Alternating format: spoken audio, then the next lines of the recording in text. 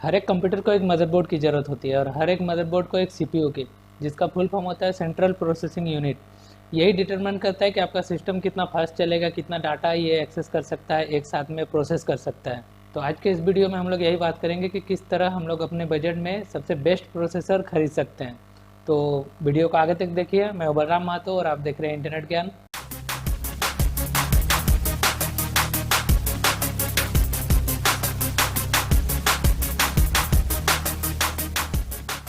Market में अभी CPU के बहुत सारे ऑप्शन अवेलेबल हैं। मेनली इसे 3 कैटेगरी में डिवाइड करते हैं। पहला जो आपका डेस्कटॉप प्रोसेसर आता है, दूसरा आपका मोबाइल प्रोसेसर एंड तीसरा आपका जो सर्वर्स मॉडल्स आते हैं। आज हम लोग इन तीनों मॉडल के बारे में डिस्कस करेंगे और जो मोबाइल और डेस्कटॉप के बारे में पर्टिकुलरली बात करेंगे। जो मेरा पिछला वीडियो था लैपटॉप वर्सेस डेस्कटॉप का, वो वीडियो अगर आपने नहीं दिखा है तो आई बटन में आपको मिल जाएगा, डिस्क्रिप्शन में भी वो लिंक मिलेगा। और उसमें आपको ये चीज़ क्लियर होगा कि आपको लैपटॉप लेना चाहिए या सिस्टम लेना चाहिए। अभी हम लोग बात करेंगे कि एक्चुअली प्रोसेसर लेने के लिए हम लोग को क्या क्या चीज़ें देखनी होती है। अभी मैं जैसे बताया, प्रोसेसर जो होते हैं वो 3 टाइप के होते हैं, डेस्कटॉप, मोबाइल एंड सर्वर्स।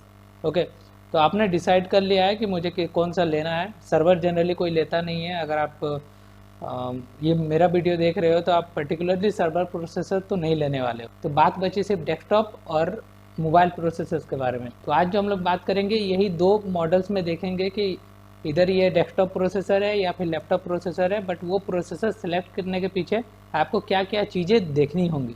तो डेस्कटॉप वाले में आपका क्या एक्चुअली जो प्लस पॉइंट है वो क्या होते हैं। तो पहले आपको उसमें जो क्लॉक स्पीड है वो ज़्यादा मिलेगी, कोस्ट ज़्यादा मिलेगी, थ्रेड ज़्यादा मिलेगी एंड उसके अलावा आपका जो थर्मल एफिशिएंसी होगी वो उसमें ज़्यादा होगी। हीटिंग होगा बट वो जो हीट स्प्रेड करने का कैपेसिटी होगा वो उसमें ज़्यादा होता है कंपेयर टू लैपटॉप। जो मोबाइल प्रोसेसर्स का मैंने बात किया, मोबाइल प्रोसेसर में आपको पावर कम मिलेगी और पावर कम मिलने का सबसे बड़ा रीज़न होता है कि मुझे लैपटॉप में मुझे बैटरी बैकअप चाहिए और बैटरी बैकअप के लिए जो प्रोसेसर्स होते हैं वो थोड़े कम पावर के बनाए जाते हैं। तो इसके लिए जो लैपटॉप का प्रोसेसर होता है वो कम पावरफुल होता है और कम उसका क्लॉक स्पीड एंड उसका कोर्स और उसके साथ उसका जो थर्मल एफिशिएंसी होता है, जो हीटिंग जो होता है वो उसमें कम होता है। वो एनर्जी को बचाने के लिए, जो लैपटॉप की बैटरी होगी उसे बचाने के लिए। और जो तीसरा मॉडल होगा वो सर्वर प्रोसेसर। सर्वर प्रोसेसर जो जैसे थ्रेडरिपर के हुए या फिर जियोन के, इंटेल के जियोन मॉडल्स होते हैं वो आते हैं। वो काफ़ी एक्सपेंसिव होते हैं और जनरली उन्हें मतलब जो सर्वर्स ये सब में यूज किया जाता है, तो आप डेफिनेटली वो प्रोसेसर नहीं खरीदने वाले हो, आपके लिए उसका कोई पर्पस नहीं है। ठीक है, अभी जो लैपटॉप और डेस्कटॉप के जो प्रोसेसर्स हैं उसके बारे में हम लोग बात करेंगे। जो पहला जो चीज़ आता है वो होता है हमारा कोर्स। कोई भी प्रोसेसर जब हम लोग सेलेक्ट करते हैं तो उसमें कोर्स को बहुत ज़्यादा इंपॉर्टेंस दिया जाता है, वो प्रोसेसर कितने कोर्स के हैं। अभी आप अगर मोबाइल में भी देखते हो तो आप कोई भी मोबाइल खरीदते हो उसमें ऑक्टा कोर मिनिमम रहता है, मतलब 8 कोर्स रहते हैं उसमें। जो पहला होता है, जो पहले जो आता था आज से लगभग 10 साल 15 साल पहले के जो मॉडल्स आते थे प्रोसेसर के, वो सिर्फ सिंगल कोर्स के होते थे। बाद में ड्यूल कोर आया, क्वाड कोर आया। अभी जो करंटली आप मार्केट में अगर कोई मोबाइल खरीदने जाते हो, आपको क्वाड कोर के नीचे कोई भी प्रोसेसर नहीं मिलने वाला है। बहुत मतलब बहुत छोटा फ़ोन होगा, मतलब बहुत बेसिक सा फ़ोन होगा, उसमें आपको सिंगल कोर प्रोसेसर मिलेगा। बट अभी अगर आप मोर देन 5000 और 10,000 के ऊपर का अगर मोबाइल भी लेते हो तो उसमें आपको एटलीस्ट क्वाड कोर प्रोसेसर तो डेफिनेटली मिलने वाला है।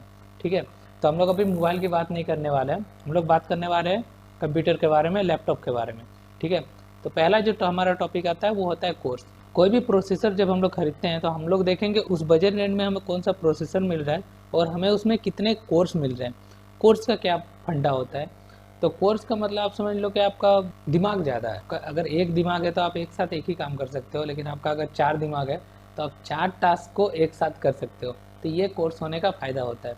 तो देखिए कि आपको उस प्राइस रेंज में सबसे ज़्यादा कोर्स किस में अवेलेबल हो पा रहा है, पहला। ठीक है, दूसरा जो आता है, कोर्स की अभी बात कर ही रहा हूँ, तो किसी किसी प्रोसेसर में आप देखोगे कि उसमें कोर्स एंड थ्रेड्स डिस्क्राइब होते हैं। क्या होता है ये core and thread? For example अगर आप कोर i5 का मॉडल लेते हो या अभी का जो 9th जनरेशन मॉडल आ रहा था, उसमें जनरली क्या था कि आपको इंटेल में 4 कोर्स मिलते थे और 4 थ्रेड्स मिलते थे। ठीक है, आज से कुछ टाइम पुराने अगर आप i3 i5 के मॉडल देखोगे, उसमें होता था कि जनरली जो थ्रेड होता है वो कोर्स का डबल होता है। मेरे पास एक पुराना i3 है, उसमें ड्यूल कोर है और क्वाड थ्रेड्स है, मतलब 4 थ्रेड्स है उसमें।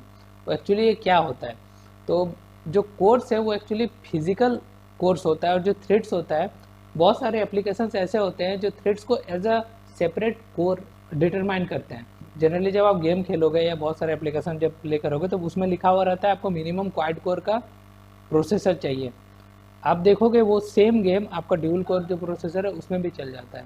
रीजन होता है उसका वो थ्रेड्स। एक्चुअली जो i3 है वो ड्यूल कोर है, बट उसमें जो थ्रेड है वो क्वाड थ्रेड है। मतलब एक प्रोसेसर आपका जो एक सिंगल कोर है वो 2 थ्रेड्स को हैंडल करता है, बट हर एक प्रोसेसर के साथ ये नहीं होता है। जो आपको प्रोसेसर मिल रहा है उसमें कोशिश कीजिए कि कोर एंड थ्रेड्स आपको डबल मिले। हमेशा ऐसा जरूरी नहीं होता है, स्पेशली इंटेल के केस में। अभी जो इंटेल के प्रोसेसर आ रहे थे उसमें number of course and threads same दे रहे थे, बट अभी जो 10 जनरेशन का आ रहा है, जो राइजन का आ रहा है, उसमें आपको कोर एंड थ्रेड्स डबल मिलेंगे। थ्रेड्स कोर का डबल मिलने वाला है, ठीक है। तो देखिए कि उस प्राइस रेंज में आपको कोर एंड थ्रेड्स कितने ज़्यादा मिल रहे हैं, जितना ज़्यादा वो उतना अच्छा। दूसरा पॉइंट पे आते हैं उसका फ्रीक्वेंसी। तो आपने अपने कोर्स देख लिया, बट देख उसके साथ उसमें फ्रीक्वेंसी भी डिस्क्राइब होता है। एग्जांपल मैं आप स्क्रीन पे देखिए, अभी ये जो प्रोसेसर है ये आपका जो कोर्स है वो लिखा हुआ है, साथ में इसका जो फ्रीक्वेंसी है वो भी लिखा हुआ है। कोई भी आप जब प्रोसेसर लेते हो तो वो फ्रीक्वेंसी किस फ्रीक्वेंसी में चलेगा, जनरली हायर द फ्रीक्वेंसी। जैसे मैं एक अपना वीडियो बताया था बहुत पहले, आप अगर वो वीडियो नहीं देखें प्रोसेसर वाला तो आप यहाँ पे देख सकते हो, जो इंटेल का नेमिंग वाला था, ठीक है। आई बटन में आपको वीडियो मिल जाएगा। तो उसमें आपको मैं नंबर दिखाया था कि जैसे जैसे फ्रीक्वेंसी बढ़ता है वैसे वैसे प्रोसेसर का पावर भी बढ़ता है।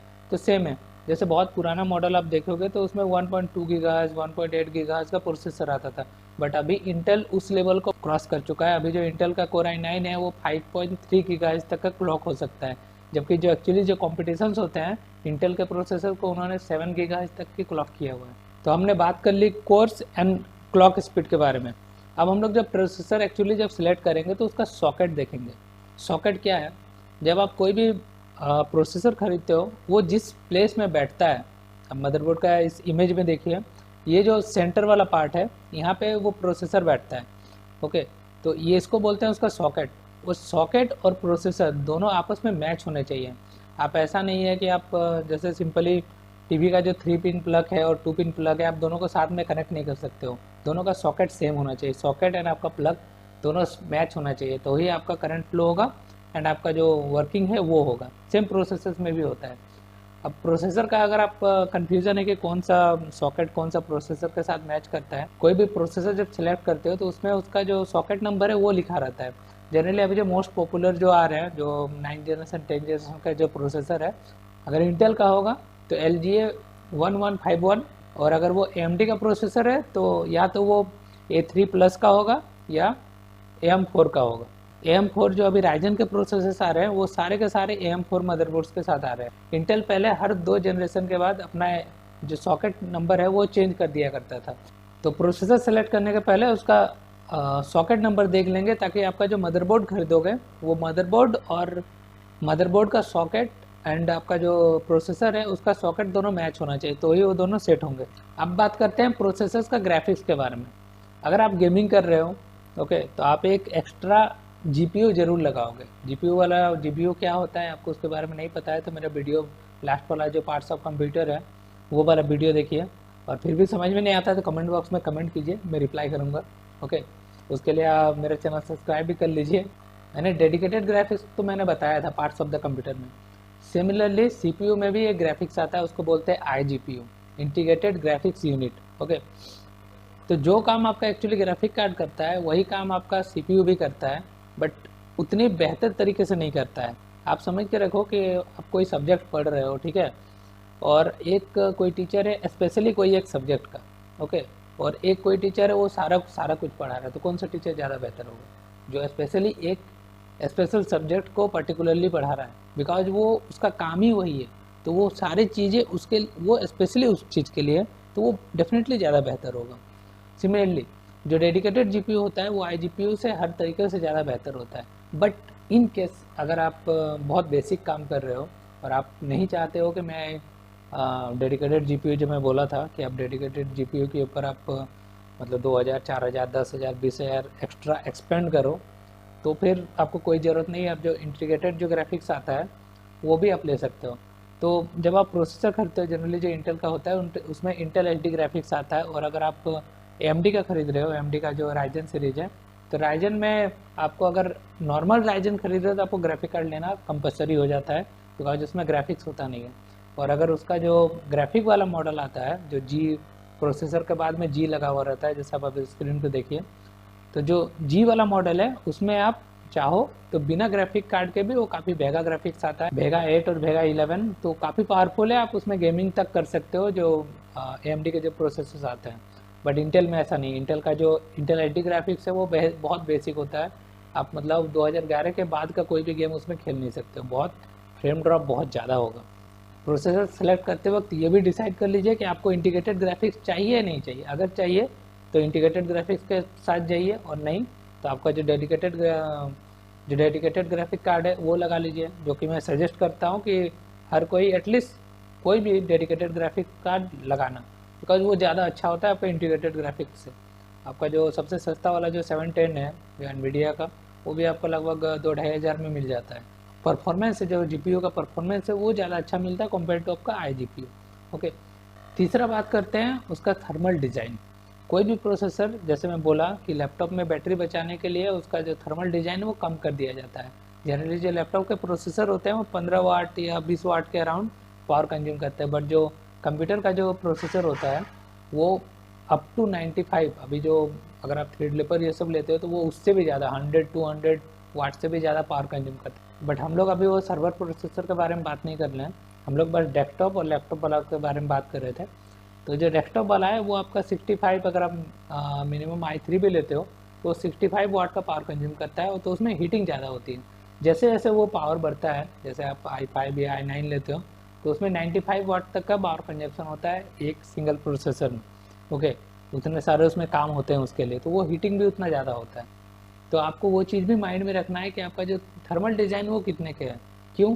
क्योंकि उसके हिसाब से आपका प्रोसेसर जो हीट होगा उसको ठंडा करने के लिए आपको कोई भी कूलर खरीदना होगा। इसलिए आप बड़े बड़े बिल्ड में देखते होंगे कि जो बहुत ही बड़ा सिस्टम खरीदता है i7 i9 के लिए, वो जनरली वाटर कूलिंग और जो AIO होते हैं उनके साथ जाते हैं। अब ये कूलिंग सिस्टम कैसे काम करता है वो जानना है तो मेरे चैनल को सब्सक्राइब कीजिए। ओके, नेक्स्ट वीडियो में मैं उस टॉपिक के बारे में डिस्कस करूँगा, और वो देखने के लिए सब्सक्राइब तो करना पड़ेगा, और जो बेल आइकन है उस पर भी क्लिक कर दीजिए ताकि आपको मेरे वीडियो का नोटिफिकेशन मिलता रहे। तो आज के इस वीडियो में इतना ही। आपको अगर कोई भी कन्फ्यूज़न है तो कमेंट बॉक्स में कमेंट कीजिए, मैं रिप्लाई करूँगा। और ये वीडियो अच्छा लगा तो मेरे चैनल को सब्सक्राइब कीजिए, लाइक कर दीजिए, और अपने फ्रेंड्स के साथ शेयर कीजिए ताकि उनको भी ये जो नॉलेज है ये पता चले। और मैं आगे ऐसे ही बहुत सारे वीडियो बनाने वाला हूँ कंप्यूटर जो नए नए पार्ट्स हैं उसके बारे में, और उनका पार्ट्स का किस तरह का सिलेक्शन, मदरबोर्ड कैसे सेलेक्ट करें, GPU कैसे सेलेक्ट करें, जो कूलिंग सिस्टम है वो कैसे सेलेक्ट करें। तो वो सारे वीडियो देखने के लिए मेरे चैनल को सब्सक्राइब कर दीजिए, और वीडियो देखने के लिए थैंक यू, बाय।